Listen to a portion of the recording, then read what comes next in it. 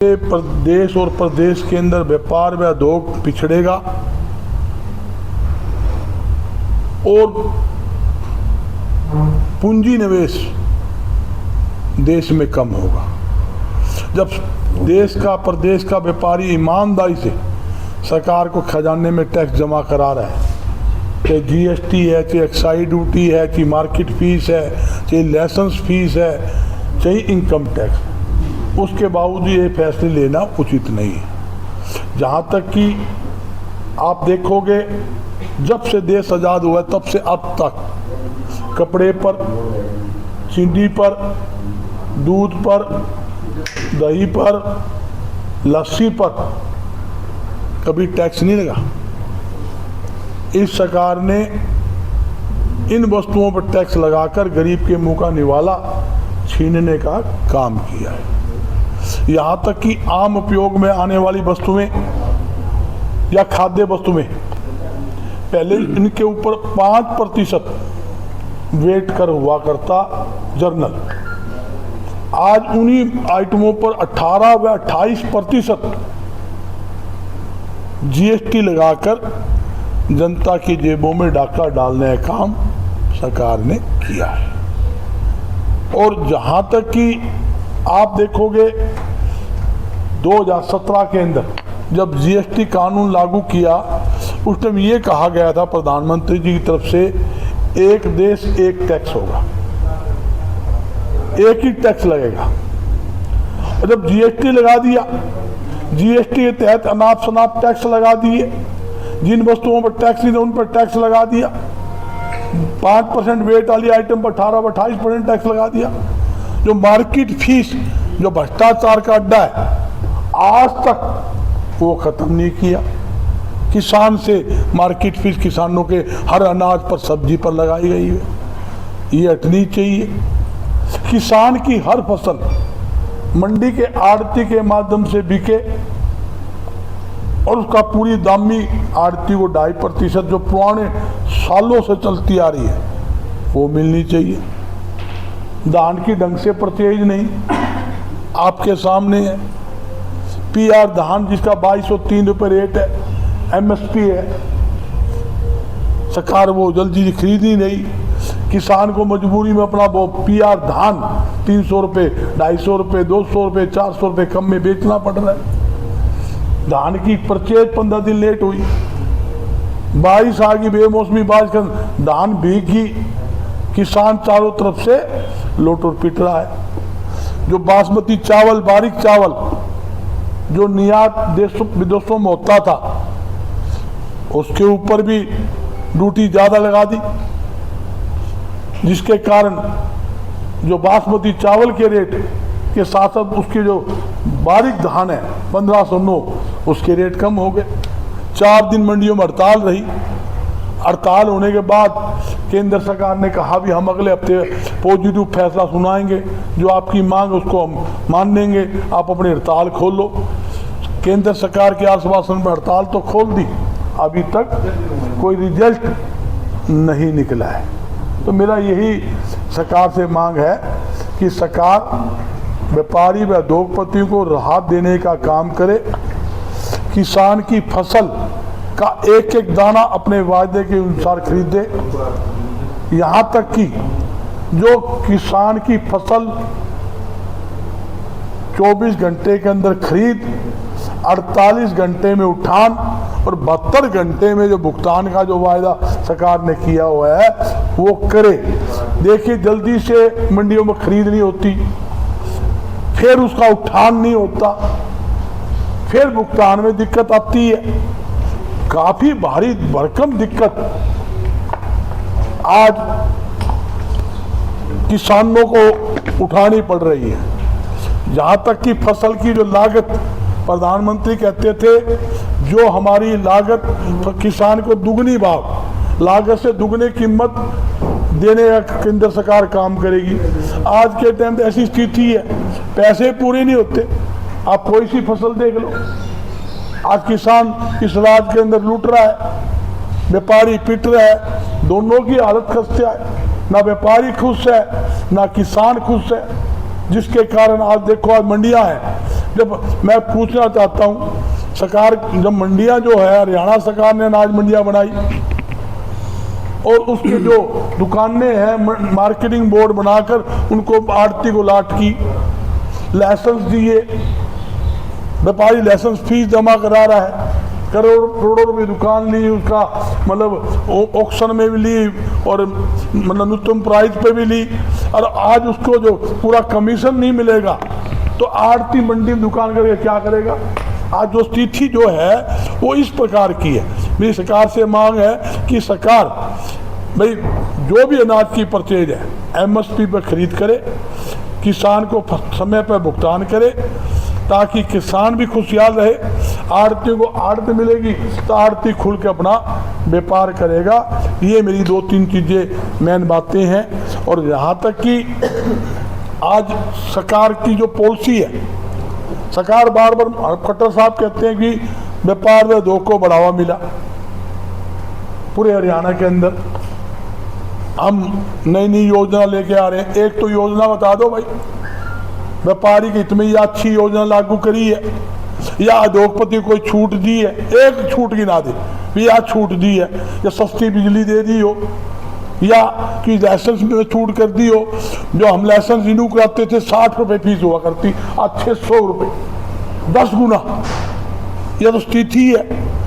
और किसी प्रकार की जब उद्योग लगा जब भी लगेंगे ना को हमको फैसिलिटी देगी। उत्तर प्रदेश में चले जाओ, मुख्यमंत्री कहते हैं यहाँ उद्योग लगाओ, सस्ती जमीन देंगे, सस्ती बिजली देंगे, इंस्पेक्टरी राज से मुक्ति देंगे। ना तो यहाँ सस्ती जमीन है ना बिजली सस्ती है।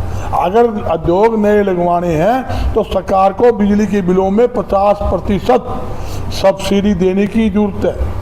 नए उद्योग लगे उसके लिए सस्ती जमीन देने की जरूरत है। जो इंस्पेक्टरी राज भ्रष्टाचार का अड्डा जो हर एक अधिकारी की मार्केटिंग बोर्ड का हो बिना सेवा शुल्क लिए कोई काम नहीं करता, जीएसटी विभाग का हो वो बिना पैसे लिए काम नहीं करता, यहाँ तक कि खाद्य पूर्ति विभाग के अधिकारी वो मानते नहीं।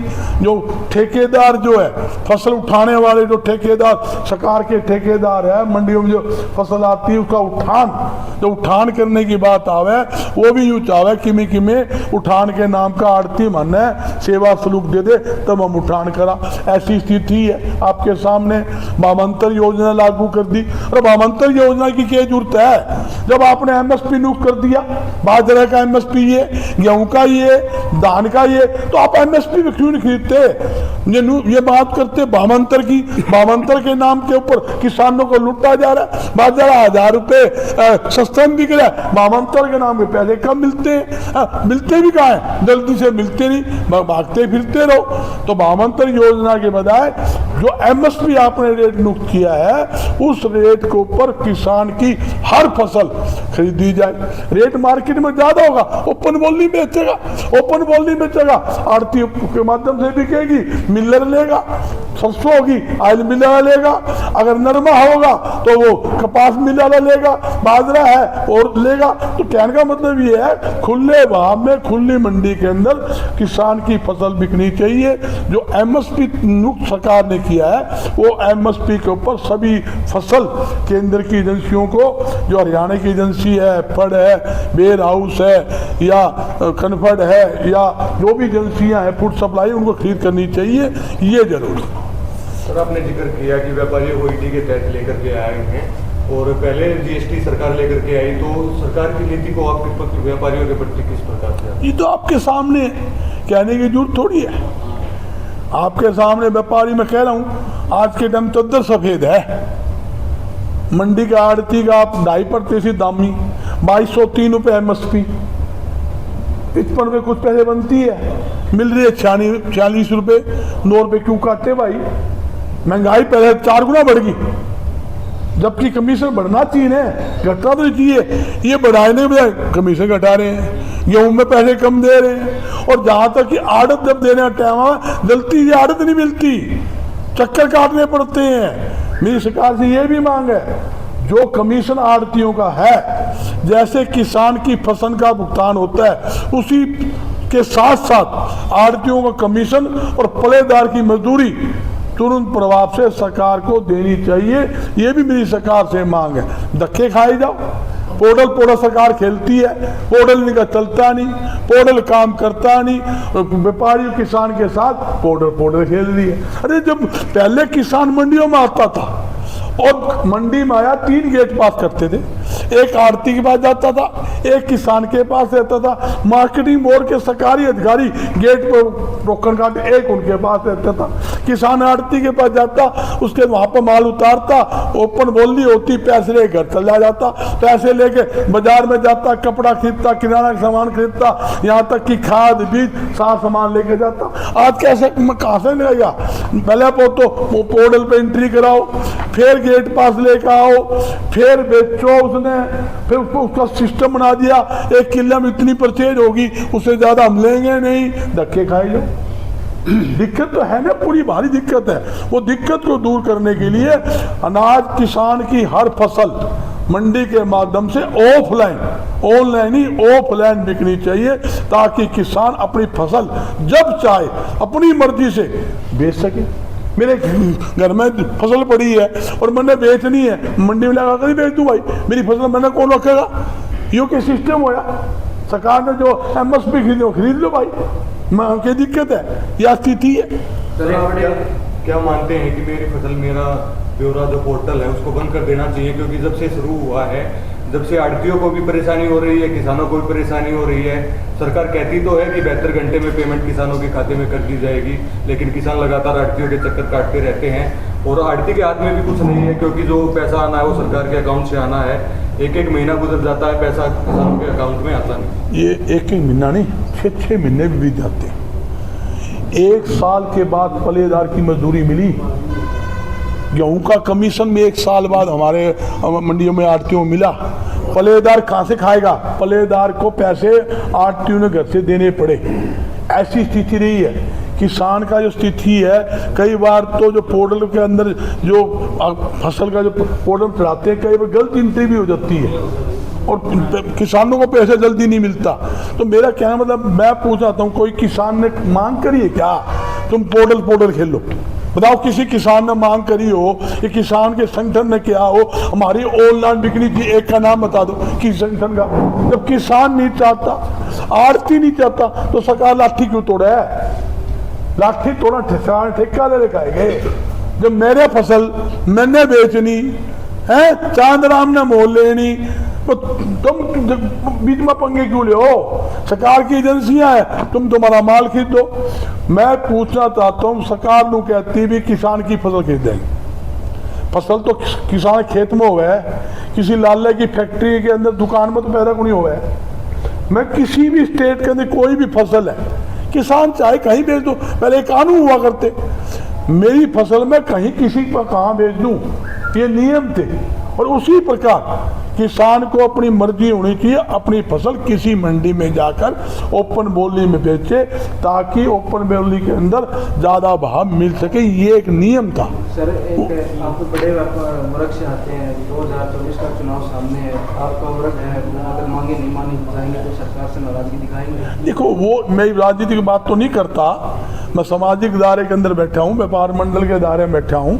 व्यापार मंडल एक न्यूट्रल संस्था है और हम चाहते हैं भाई व्यापारी उद्योगपति के माध्यम से लोगों को रोजगार मिले। रोजगार कैसे मिलेगा? एक प्रधानमंत्री जी ने कहा कि आई साल 2 करोड़ युवाओं को नौकरी दूंगा, आपके सामने दे दी। हरियाणा सरकार ने, खट्टर बाबा ने ये बात कही थी, भाई हम उद्योग के माध्यम से और प्राइवेट सेक्टर के माध्यम से 75% बेरोजगार नौकरी देंगे। भाई 75 आदमी गिना दे, मैंने 75 आदमी को नौकरी दी, तो मैं आपके बीच में बैठे हूँ। तो ये तो स्थिति है। रोजगार कौन देगा? रोजगार देगा मेरा व्यापारी, रोजगार देगा मेरा उद्योगपति। कब देगा? जब आप नए नए उद्योग लगवाओगे, उद्योगपति को छूट दोगे, उद्योगपतियों को सुविधा दोगे, तो जब तो नए उद्योग लगेंगे। और मैं दावे के साथ कहता हूँ, मैं 3-4 बातें कह रहा हूँ। एक तो सस्ती जमीन, दूसरा 50% बिजली में सब्सिडी, और इंस्पेक्टरी राज को खत्म करे। SGST GST केंद्र का महकमा, SGST हरियाणा का हिस्सा होता है। SGST के अंदर हरियाणा सरकार छूट दे, दावे के साथ कहता हूँ हजारों उद्योग हरियाणा में लगाने की गारंटी हमारी। हरियाणा में हजारों उद्योग लगा के देंगे। हरियाणा के अंदर एक भी बेरोजगार हम रहने नहीं देंगे, ये भी हमारा दावा है, ये भी हमारी गारंटी है। सरकार कुछ करे तो। डी ग्रुप के एग्जाम होने लग रहे, बस कराने तो लग रहे जी। ये क्या है ये कोई भर्ती है क्या? डी ग्रुप हमारे करो यार। डी ग्रुप के अंदर एक तो एक्सीडेंट, दो तो परिवार मर गया आपके सामने, लोग लाइन में लग रहे हैं। आज अखबार पढ़ लो 65% एंट्री हुई है, 35% तो दूर रह गए आपके सामने। भाई नौकरी दो। 1,82,000 से ज़्यादा सरकारी पद आज भी खाली पड़े हैं। और मैंने कहा 75% नौकरी की बात कही, 75 आदमी को नौकरी नहीं मिली। और एक बात और कहता हूँ, ये कोई बड़ाई की बात नहीं, एक सामाजिक दायरा है। ये बेरोजगार हमारे भाई तो हैं, दूसरे तो नहीं है। किसी का बेटा है, किसी का भाई है, कोई मेरी छोटी बहन है, कोई हमारे माता है। आपसे पूछूं गांव स्तर के ऊपर पहले कितने उद्योग थे? नमकीन की बेकरी का, हैंडलूम का, कुल्लर का, पंखा का, दरी का, पिलंग का, निवार सब बनते, साबुन सरफ बनती थी। आज कहाँ है? 80-85% सारे छोटे उद्योग बंद हो गए भाई। गांव के अंदर ही मेरी माता को, मेरी बहनों को और वहां के युवाओं को रोजगार मिलता था। आज सरकार को चाहिए बेरोजगार युवाओं को व्यापार के अंदर लाए, उनको बिना ब्याज लोन दे, ऐसी पॉलिसी बनाए। हर एक व्यक्ति व्यापार के अंदर, चाहे छोटा व्यापार है, छोटा उद्योग है, चाहे छोटा कोई काम है, उससे जुड़ेगा, तभी तो हमारे युवा आगे बढ़ेंगे। अब युवा का हालात क्या है? अब बेरोजगार होगा क्या करेगा? डबल MA पढ़ा हुआ बच्चा PN की नौकरी ले फिर रहा है आपके सामने।